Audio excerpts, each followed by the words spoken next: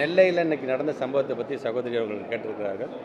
அதுக்கு முழுமையான அது விசாரிக்கப்பட்டு அதோடைய கருத்துக்கள் வந்ததுக்கு பிறகு முழுமையாக சொல்லி இருந்தாலும் மாணவ செல்வங்களுக்கென்று பல்வேறு திட்டங்களை தமிழ்நாடு அரசு ஒரு 4 ஆண்டுகளாக அவர்களுக்கு அந்த ஸ்ட்ரெஸ்ஸை போக்கணும் அப்படிங்கிறதுக்காக பல விஷயங்களை கலை பண்பாட்டு கொண்டாட்டமாக இருந்தாலும் சரி, அறிவியல் சார்ந்த அந்த பிள்ளைகளுக்கு நடத்துகின்ற போட்டிகளாக இருந்தாலும் சரி, இப்படி எல்லா விதத்திலும் ஒரு பக்கம் அவர்களை நாங்கள் மேம்படுத்த வேண்டும் என்று சொல்லும் பொழுது இது போன்று விரும்பத்தகாத ஒரு சம்பவம் நடக்கும்போது உள்ளபடியே அது வேதனைக்குரியதாக இருந்து கொண்டிருக்கின்றது.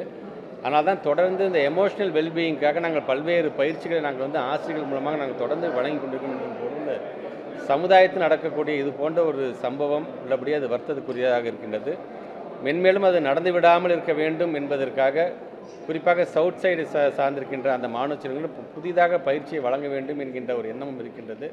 வருகின்ற 24ஆம் தேதி என்னுடைய மானிய கோரிக்கை இருக்கின்றது.